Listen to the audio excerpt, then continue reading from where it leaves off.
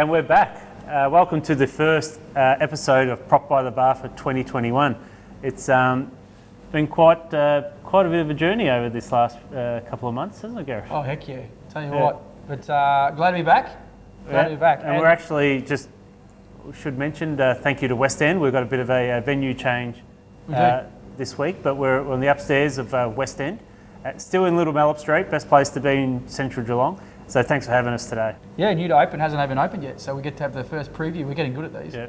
We got the preview look of the upstairs. With a bit of rosé. Before Fantastic. Christmas, now we get the preview of this. And Mike, I've got a New Year's resolution. I've decided to get fit because these vests aren't fitting me as much anymore. And I'm going to slow down the drinking, so I'm just on wine this year. just on wine. Just on wine. Yeah. I think that's going to slow me down. But like, we've got some great guests today, and I'd like to tell our viewers exactly who's coming. And we've got Karen Stribling from Great Ocean Real Estate, and that's going to be absolutely riveting because there's so much happening down the coast. We've got Mark Edmonds from the Geelong Authority, amongst other things. Mr. All-Rounder, I think Mark is. Well, a wealth of knowledge. I look forward to having a chat with He's Mark. on everything you could think of. So he's great personality to have along today. And if you're liking our show, folks, would you, while you're watching us, hit subscribe, which is just underneath there somewhere, and then after you've hit that, hit the bell icon, because that way we can tell you what we're doing and give you notifications of the next one coming up. So that's going to be good. So we're looking forward to a great 21, and 20 can just go by the wayside, I reckon. Well, just as you say that, I think, what is it? It's the 12th of February. Yeah. About 3 hours ago, we learnt that we're going into a 5-day snap lockdown for all of Victoria. Thank you, President Dan. So, hopefully it is just the 5 days, because, from a market perspective, it is... I'm so good looking forward to another 5 days with my children. You're trapped in my house. Well, imagine how they feel.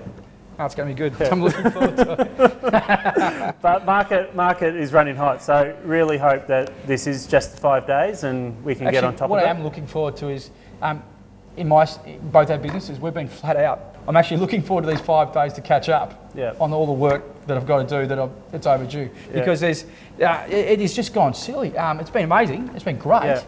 But it's just gone silly. The market's really, really churning, isn't it? Well, it is. And we've been really fortunate in Geelong, because I think the whole regional push is, we're obviously in the regional corridor, but has really been a regional boom. I think the house prices, the regional house prices, are at a higher annual rate than capital cities for the first time in more than 15 years. So CoreLogic has data shows that regional home prices surged 7.9%, which is the highest annual jump in 16 years. It's nuts, and that's on the back of we had nearly 16,000 people net external migration. So 16,000 people leaving Melbourne over the 2 quarters. And let's just say a third of them are coming here. Yeah. So we would have basically doubled our migration, normal annual migration levels. Yeah, well, that hasn't happened in 15 years. That hasn't happened. Yeah. And we're feeling that everywhere. We're feeling that at auctions. We're feeling that at sales. We're seeing that in the price. We've got this, we always keep saying that property works on demand and supply. And right now it's really showing how that works, because you've got this diminished supply. There's no listings. Everybody was a bit terrified to put their house on the market, and all the good properties, they're holding on to them because why would you sell them in this market, right? So let me ask you, as wearing your valuer hat, how are you analysing sale prices when pretty much everything's a record high? It's going to be hard to value things, because right now we're seeing these prices jump. We haven't seen these sales come through as settled sales yet. We, as valuers, we rely on the settled sales as fact to make our assessment of value. So, but not just that. The valuer can use his intuition. He can bring into play the whole market to analyse where the value's at. So I think we've got a number of really good valuers in Geelong that will be able to keep up with that. So it's going to be interesting. It's going to be hard for us. There's certainly going to be some sales that we aren't going to be able to stack up, because there's a huge amount of unknowledgeable purchasers. So people that are buying properties sight unseen, to me, they're a huge risk to the market, because they don't know what they're doing. So they're not buying properties with the knowledge of what the market's moving. So it's going to be hard for us to see if they've bought them above market. It's going to really show that they're above market, and we're going to have to clip them back. And that's going to make some pain. Don't be a pessimist. Oh, there's going to be some pain, but that's all right. That's what the banks pay us for. No, you don't become a valuer of your life. The truth be known. Are you seeing any segments in any market Yeah, I mean, industrial market is just, there's not a lot out there for industrial. It's pretty low number of listings, but it's really gone from strength to strength to strength. Yeah. I mean, the land out there at the GREP in Cryo, Geelong Regional Employment Precinct out the top, that's jumped from, basically you're talking $80 a square metre 12 months ago to $140 a square metre for those 2 hectare sites. Anecdotally, I can testify to that. It's just jumped and the jumped same and jumped. blocks that we've actually resold 12 months later for twice the amount. So yeah, I just did a valuation of a guy who bought the property in 2000, right at the start of 2019, and we valued it today for twice as much as he paid. It was a terms contract, 2-year terms contract, and over that 2 years, the price has doubled. It's just this demand and supply thing. You've got people coming down, adding demand. You've got people, the banking at the moment, you've got 0.1% cash rate. So lending has never been, in some respects, cheaper. The banks are back in business. And people They're have wanting confidence to lend. because Yep. the RBA basically said it's going to be at that rate for 3 years. Matt Corman came out and said, we want to take this market share. We want to grab the small business market share. And they are active in the market. CBA is active in the market. ANZ's active in the market. Westpac, they're all competing hard. I don't think they were competing this hard 12 months ago. No. So the loans are out there. Lending is up. And I think lending's up around 15%. Right, on house approvals and on finance approvals. So, we've got, it's a really strong economy, but it's all these things playing into increasing demand at the same time of a decreased listing. So that's what's pushing this price spike. Yeah. So another segment in the market or area in the market that's also booming is coastal. Coastal, yeah, well that's leading the way residentially, isn't it? Yeah, Leading and the way. I look forward to speaking with Karen about Karen's that. coming up next, but before we get through to Karen, I just got to say that this market and the coast is another one of those areas that just keeps going from strength to strength to strength. And again, it's that demand and supply thing. And I think there's going to be many. I think when you talk about is there going to be settlement risk, i.e., are the valuations going to be able to step up? Are we able to get finance for some of these? If you ask me, the biggest settlement risk is probably down the coast because of the sales that we're getting. There's a lot more that are being bought by people sight unseen. And we're getting a lot more of that uneducated purchaser. We're also getting spikes along the coast in different areas. So that's going to become really difficult over the next few months. But, Karen's coming on next, so she's going to show us all about it. And Why don't we cut to her? Yeah.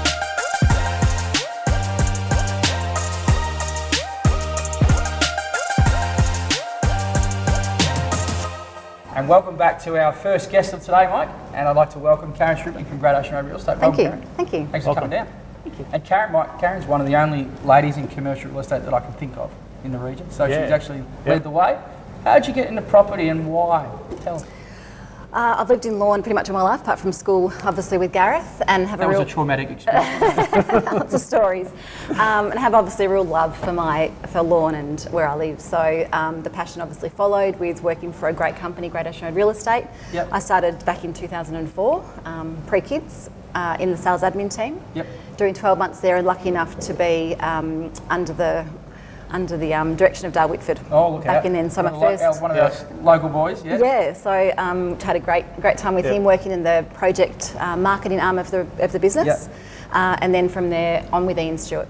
Yeah, we have a good mentor in Dale. He's been very successful. Hasn't he? It's been the mentoring through Great Ocean Road Real Estate's really got me to where I am now. Ian's actually probably one of the strongest names down the whole coast when you talk any commercial down there. One got passed through the wicketkeeper. I was lucky enough to sell one down at Lorne last month, and heading down there I noticed that there is zero vacancy in Mountjoy Parade, which I've never seen. I've never seen it so vibrant. Yeah, the town is as busy as it's ever been. It's an absolute, we're a lifestyle destination, probably the jewel of the coast. Yeah. And having the likes of the names of Movida, Coda, Ipsos, it's really brought the town to the forefront. It's absolutely pumping. It plays off what we were talking about before. The coast has led the way post-COVID. Yeah. It really has, just sale after sale. And I think for me, one of the first things that kicked off the entire coast, would you call it a recovery after COVID? But maybe it was, or maybe it was always there and we didn't know it. But $7.2 million sale for a property at one road night, it blew everybody away because we hadn't had a sale at that stage,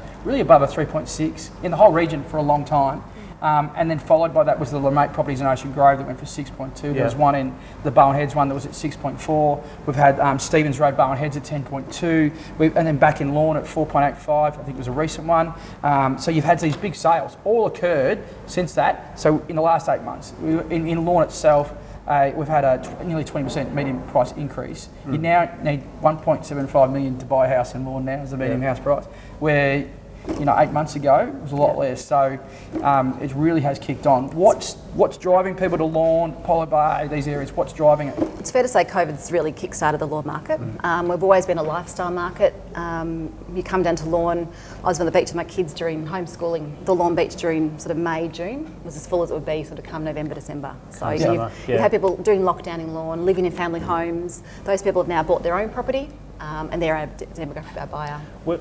Where are you seeing buyers come from? Is it Geelong? Is it Melbourne? Is it Melbourne, Geelong? Predominantly Melbourne? Or? Sight unseen too. We've had a lot of the sight unseen. Yeah, right. What I've also noticed down there is that the dynamic has changed. Like you mentioned the restaurants. It's a bit like what we're seeing with the rejuvenation of the Geelong CBD. There's choice down there now. There is. Well, people come down for a long weekend, whether it's they go to Livewire Park, take the kids up there for a day, they get babysitters, they go to the 3 or 4 or 5 restaurants in town that are really good quality.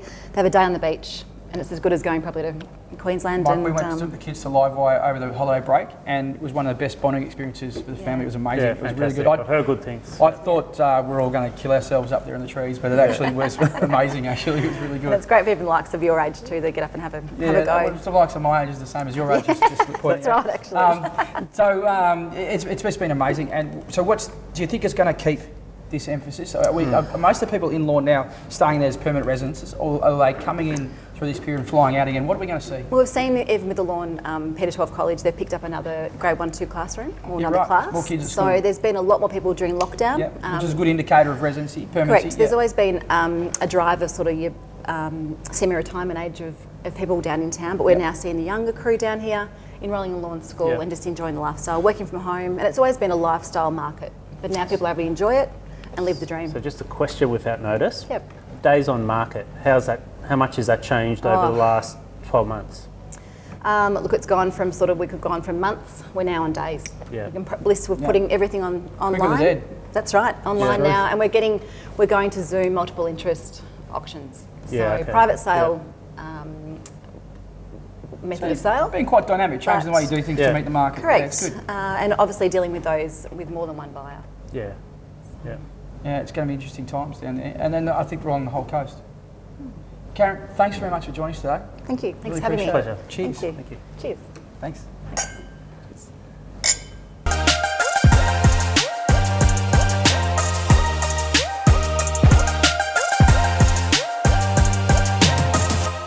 And we're back. We've just had a great chat with Karen, and brings us to our next guest, which I'm excited to have a chat to.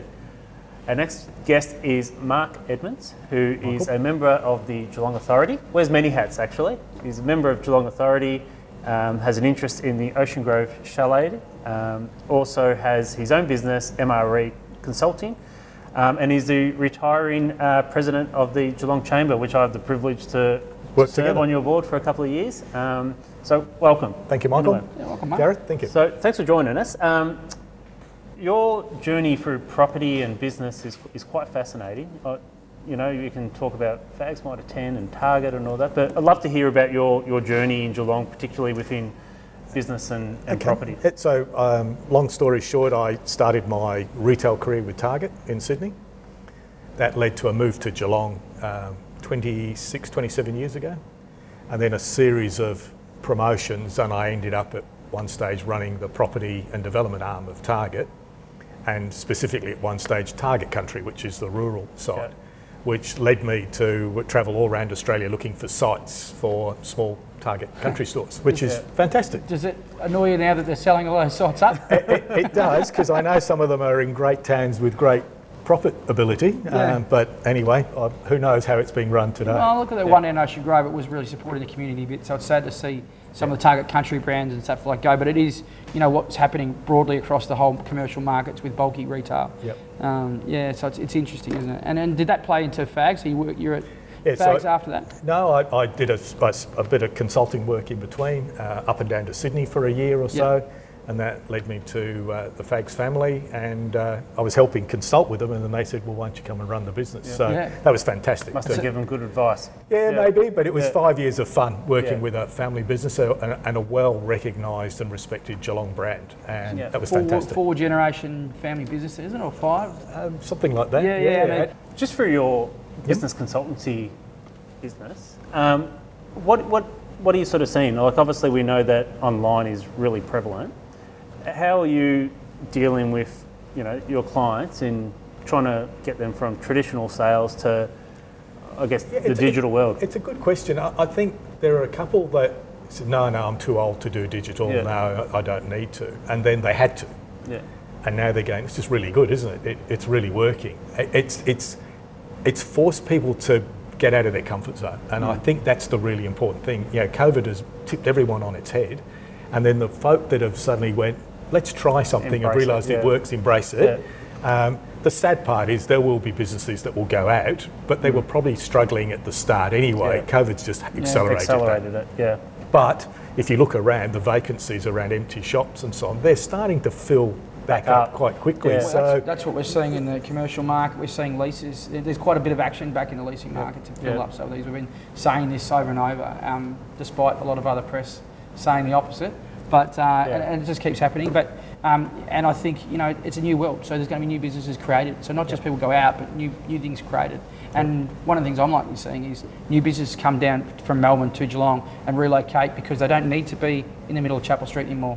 And that sort of stuff. And they're changing the way that they do business online, digitally, to be able to have a retail store in a cheaper location and things like that. And a lifestyle choice of where they live in a better location. So. If I can pull you away from retail, pop you back into another one of your roles. You're a member of the Geelong Authority. Yep. And there's some great things I'd love to touch on, and we'll come back to those, namely the Convention Centre, the City Deal, Green Spine. There's a number of things.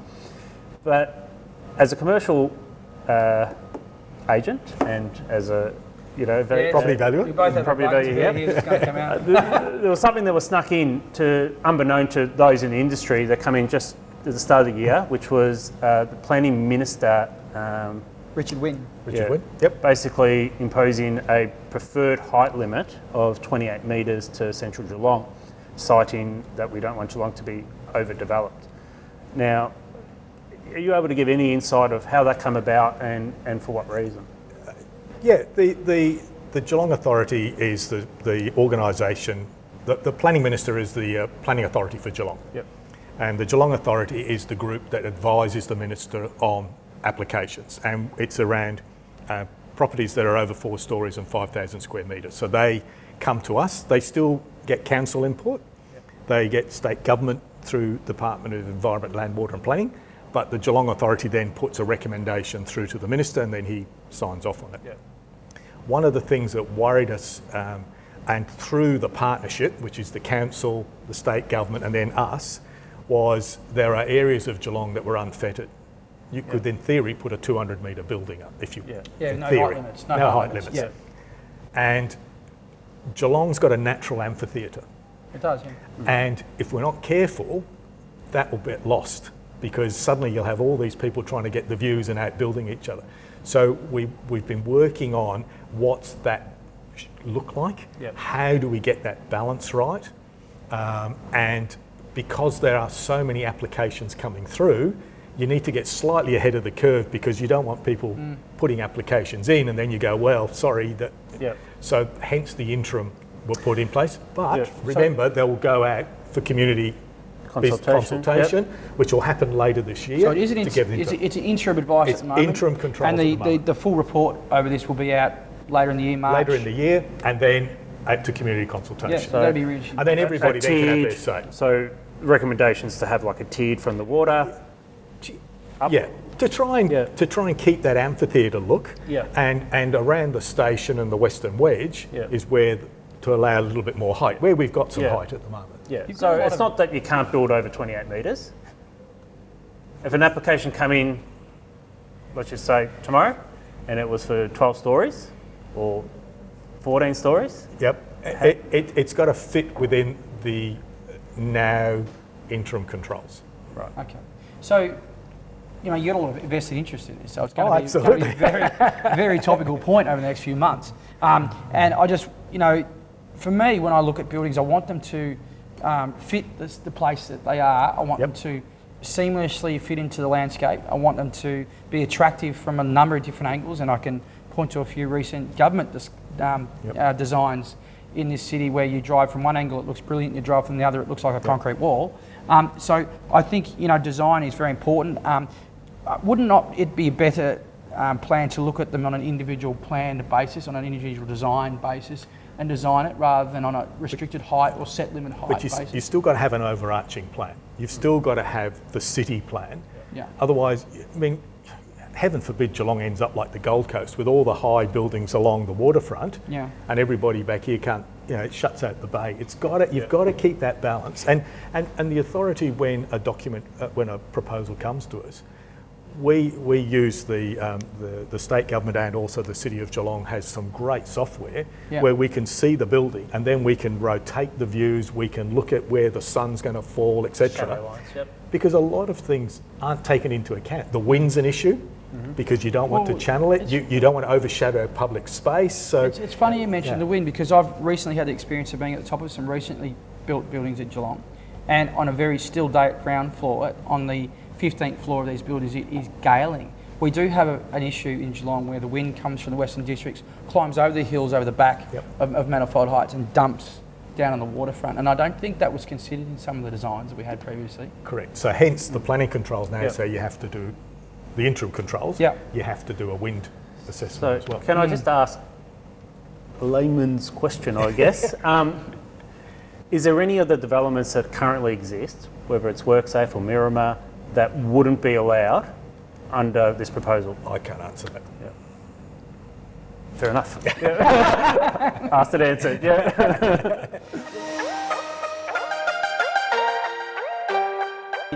The Geelong Authority doesn't just do that. They've got a quite diverse sort of amount of stuff they're doing. One of the big projects and things that you guys are in charge of is the city deal, which includes the Performing Arts Centre and I think, and also the Convention Centre. Sorry, is where I was going with that.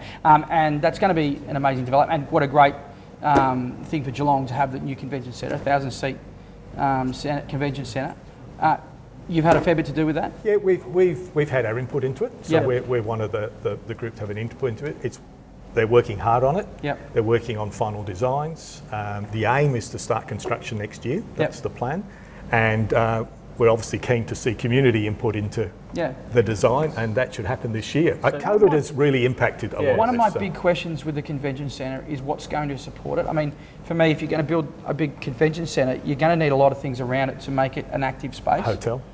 Is there going to be a hotel in it? Well, there needs to be a hotel, so that's looking at that footprint. Not in that building, or to be done by the private sector? To be done in the private sector, but looking at that land and see how it works. But already you've got property developers looking at building hotels, and there are a number of hotels. I mean, for me, the hotel model is really difficult from a property perspective, because it's basically build it and we'll rent the rooms back off you, and you'd put all the costs and all the risk up. So we've had, I reckon I could count in both hands, 10, 15 different people that come to Geelong and said we're going to build a hotel, and it's been front page of the local rag, and it hasn't come. It hasn't eventuated. We don't have any more hotels, and we have, and you know, being the owner of a hospitality venue yourself, Tony, as you go, you'll know that our occupancy rates are still at 90+%. We have a huge, desperate need for accommodation in Geelong and also down the coast. Do you think the government needs to do something to incentivise or change that model to get a hotel with the convention centre? There's plenty of applications. Is there? Yeah, plenty. But again, COVID's made people stop, because if you look at the Melbourne occupation rates, they're fallen through the floor. So there's a degree of... That goes along with my theory. Why would you want to live in Melbourne? Yeah, correct. Right. So therefore there is that gradual move down to Geelong. So there's a lot being planned. It's just, we've had a year's halt. And as hopefully, as we get out of this, then gradually you'll see more of those start to arrive. He says that about Melbourne, but interestingly, the September quarter saw 7,400 people leave Melbourne. And there was 8,000 the quarter before. And I think there's been about 11,600 people leave capital cities in the last quarter, and that's the most that we've seen in 16 years. And I want to put your numbers in perspective. Geelong's annual migration numbers are to come to here before pre-COVID were about 3,000 people per annum. Yeah. So to have, if 8,000 people in one quarter, another 7,500, when there's 16,000 people have left Melbourne, you would have to say that at least a third of them are probably coming here. Yep. So we've met and exceeded our natural migration, if we don't have those exact numbers, but we've met and exceeded our natural migration by double in the last 6 months down here. And remember, we want, as part of the plan that you've got, which is a public document, we want to have 10,000 people living in Geelong, central Geelong. So and that's building rapidly because now there is that momentum happening. Doesn't that fly in the face of restricting development though? Like, it's not restricting isn't development. Isn't it like having your cake and eating it too? No, it's not restricting development. It's making sure it's managed so that you get the best result for Geelong. Yeah, that's all it is. It's not like the doors are open, come down and build, but let's just make sure we don't throw baby and bathwater at. Yeah. That's all it is. Fair enough. Just come back in on the convention centre. I was interested to read an article in the Geelong 80 last week that said, ready to go, but the site isn't set in stone.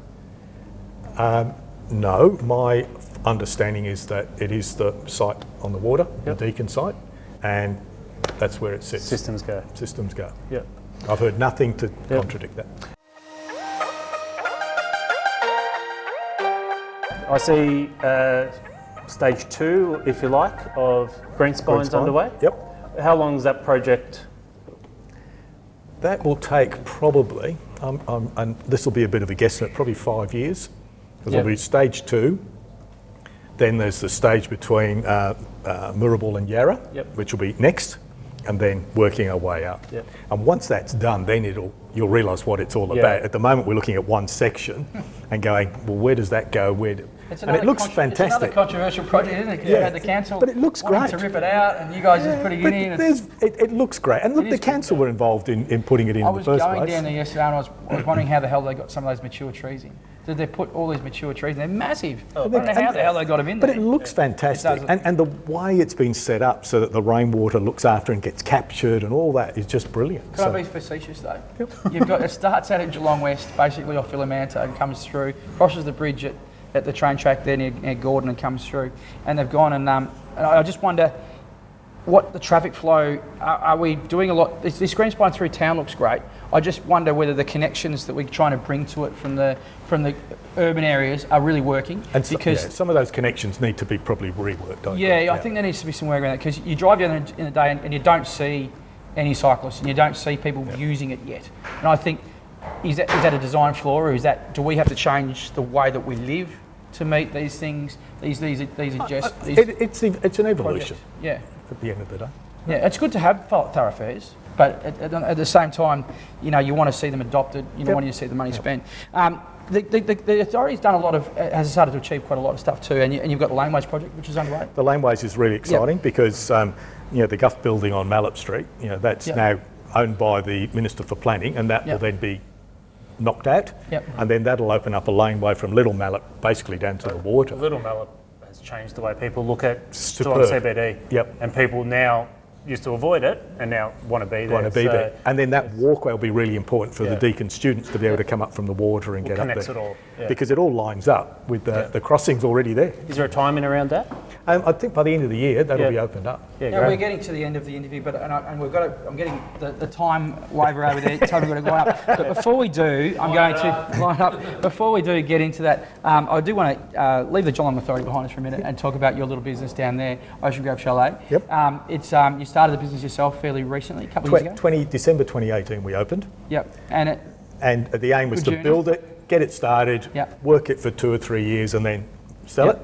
And then COVID. COVID came. And so the interesting thing for me is I've done a few valuations of hospitality and accommodation venues, and a couple of the venues I've come up and valued have been sitting at 87% occupancy through COVID because they got a whole lot of people came out of Melbourne and took long-term leases over their apartments and stayed there, which I think was really quite dynamic. I was going up and valuing short stay accommodation up in the hills of up above Lorne and up in there, and they were all chockers over COVID when people got out.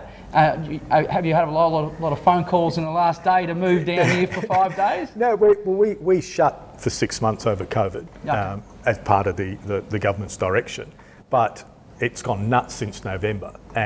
But our occupancy is probably sitting around that 60% mark, but that's because we've taken the decision that if you book a room, the day before you arrive, we block it off, and the day after you leave, we block it off. Because we get a lot of people saying, when was the last time someone slept in that room before I got here? Yeah, right. And to keep our staff safe and to keep ourselves safe. So it's a COVID thing. It's a COVID thing. Let's make sure it's clean, it's aired. That's pretty smart. And we've not got someone coming in behind. So we're really happy with how we're tracking. Yep. We could do far better, but we need to be careful. So remember, if you're booking some accommodation on the coast, you need something good. Ocean Grove Chalet. Some of the best appointed accommodation Very you're good. going to find down the coast. Mark, Thank you. thanks so much for coming in. You're Pleasure. actually a man with his finger on the pulse in a lot of different places. I don't know how you do it all, but thanks very much for coming in. Cheers. Thank you. Cheers. Thanks, Mark. Thank you, Michael. Cheers.